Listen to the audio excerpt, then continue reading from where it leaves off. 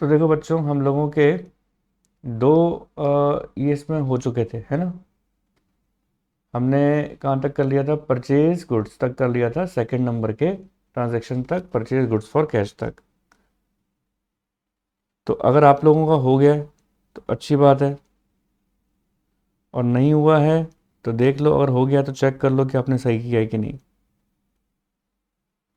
ठीक है, चलो आगे बढ़ते हैं। अब लिखा है सोल्ड गुड्स टू रमेश। ठीक है, सोल्ड गुड्स टू रमेश की जो एंट्री करोगे आप, वो थर्ड नंबर की है, 5,000 रुपये की। थर्ड नंबर की एंट्री जाके करो। रमेश को बेच रहे हैं तो उधार में बेच रहे हैं क्योंकि नाम लिखा हुआ है। Ramesh account debit, Ramesh account debit to sales account. ठीक है, 5,000 है, ये रहा 5,000।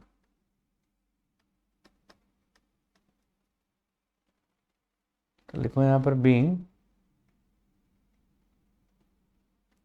Being goods purchase from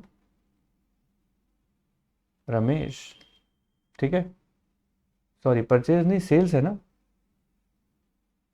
sold goods to Ramesh है तो सेल्स लिखोगे, being goods sold to Ramesh. Being goods sold to Ramesh.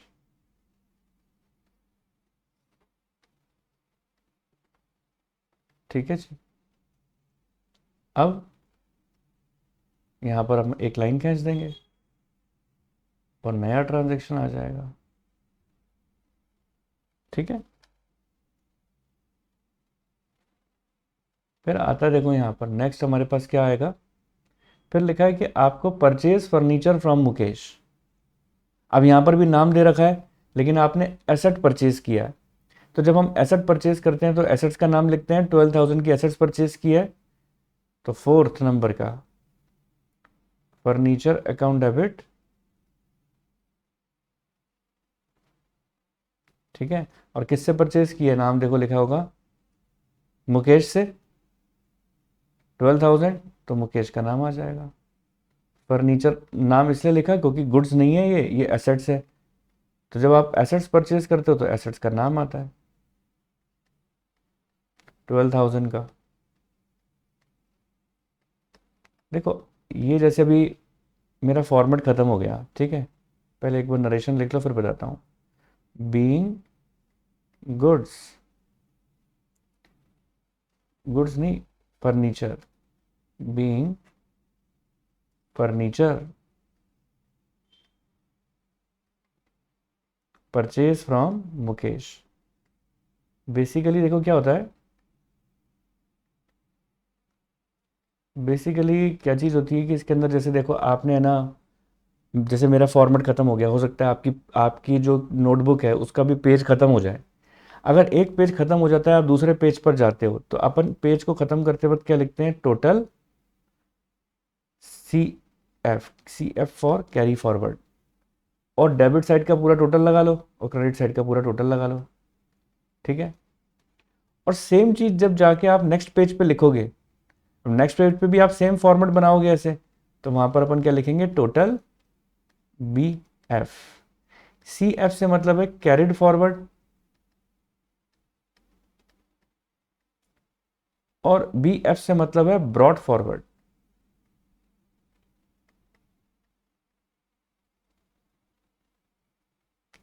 ठीक है, और उनका टोटल देखो अपन यहाँ पे लिख देंगे। जो भी टोटल आपके ऊपर आए ना, वो नेक्स्ट पेज पे आपको ऐसे यहाँ पर लिखना पड़ेगा।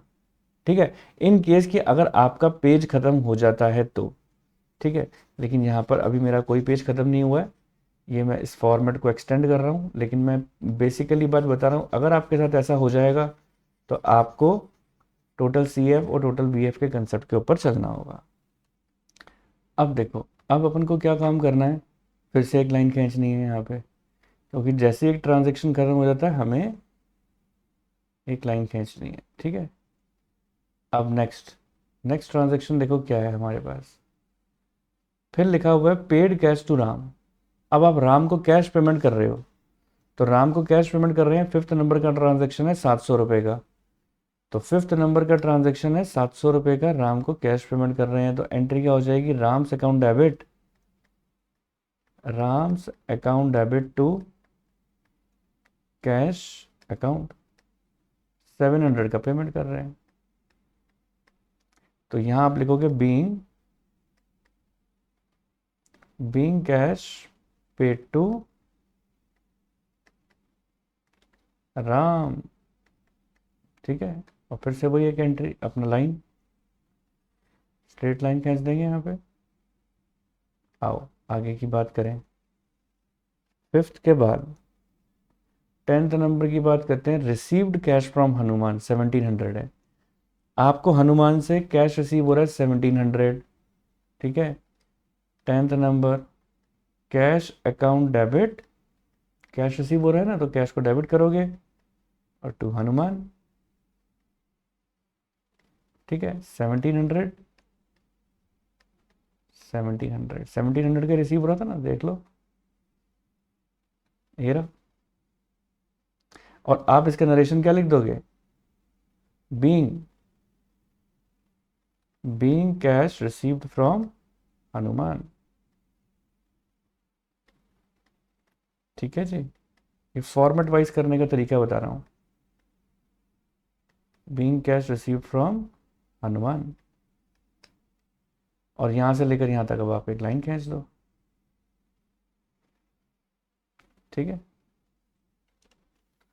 आगे बढ़ते हैं, देखो अब अपन 10th के बाद कौन सा नंबर का है, 12th, rent paid to Gopal. अब आपको यदि याद हो तो मैंने आपको क्या लिखवाया था, पेड का मतलब कैश ही होता है ना। और जहां पर पेड हो और नाम भी हो, नेम इग्नोर कर देना, नॉर्मली एंट्री कर देना, rent account debit to cash. तो ये 600 रुपये से की एंट्री हो जाएगी, rent account debit to cash, है ना। 12 नंबर का ट्रांजेक्शन है, रेंट अकाउंट डेबिट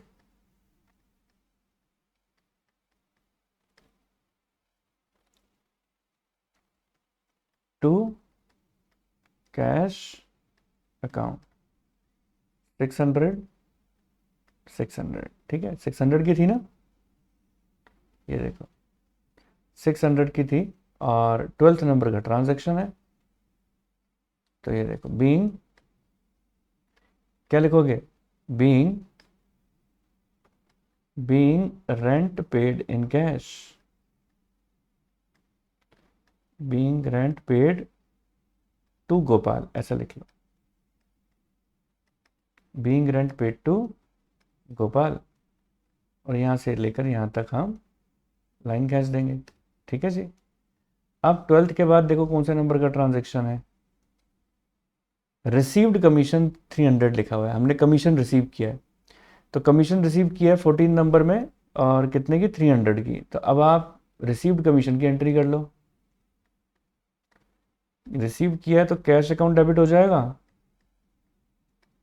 तो चलो बढ़ते हैं आगे, cash account debit to commission,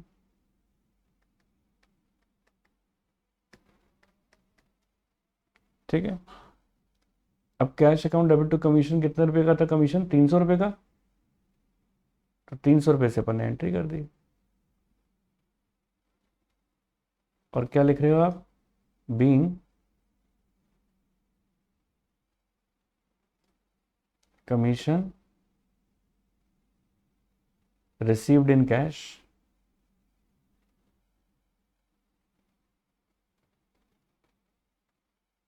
ठीक है। Being commission received in cash, ठीक है।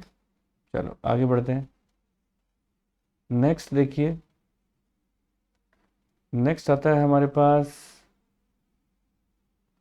वेजेस पेड 900 का, ठीक है। 16 नंबर का ट्रांजैक्शन है वेजेस पेड, तो क्या लिख दोगे वेजेस पेड में, wages account debit to cash account, wages account debit to cash account कितना, ये हो जाएगा 900।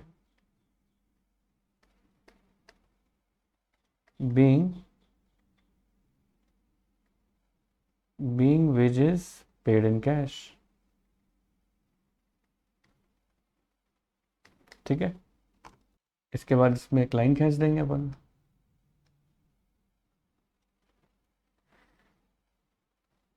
ठीक है। चलिए अब आगे बढ़ो। तो अब आता है bought goods from Kamlesh 1200, bought goods from Kamlesh 1200, कौन सी डेट पर है ये bought goods from Kamlesh? 17 number पर है बॉट गुड्स फ्रॉम कमलेश, तो यानी purchase account debit to Kamlesh, purchase account debit to Kamlesh कितने का हो जाएगा? बॉट गुड्स फ्रॉम कमलेश 1200, तो 1200 से कर दो आप।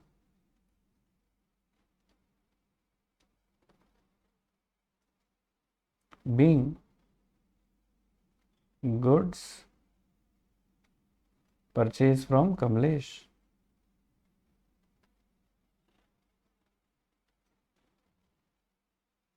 ठीक है। इसके बाद आगे बढ़ जाओ। तो अब आपको देखो बोल रहा है परचेज मशीनरी 15,000, 18th नंबर की है, 18th नंबर की है परचेज मशीनरी 15,000।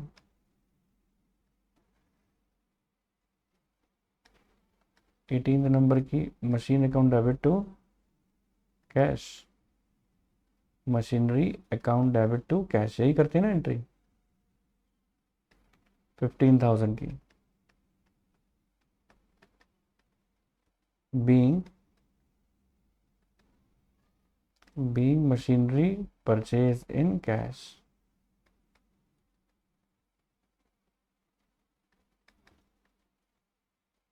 ठीक है ना। फिर से एक लाइन आ जाएगी यहाँ पे, ओके। नेक्स्ट फिर आ रहा है being machinery purchase in cash के बाद आ रहा है, ओहो,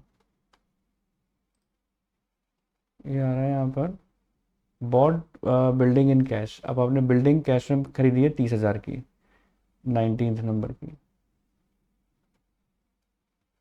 building account debit to cash,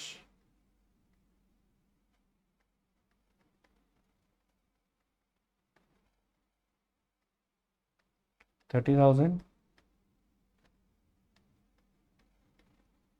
being building bought in bought in cash,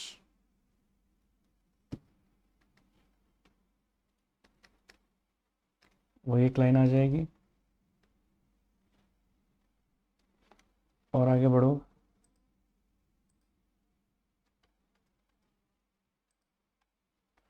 फिर लिखा है purchase from Sohan, purchase from Sohan में लिख दो 2200 और सोल्ड गुड्स टू चारू में लिख दो 2400। परचेज फ्रॉम सोहन कितना है? 2200, तो purchase account debit to Sohan,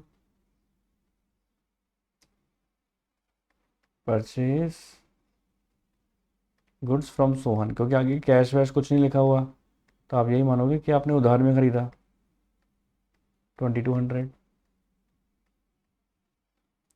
being goods purchase from Sohan,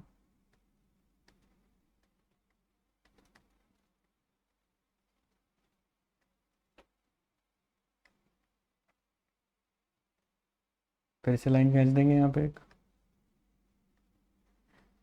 और अब है आखिरी ट्रांजैक्शन। तो अब लास्ट ट्रांजैक्शन हमारा 24 नंबर का है, वो क्या बोलते हैं? Sold goods to Charu 2400, sold goods to Charu यानी चारू डेबिट टू सेल्स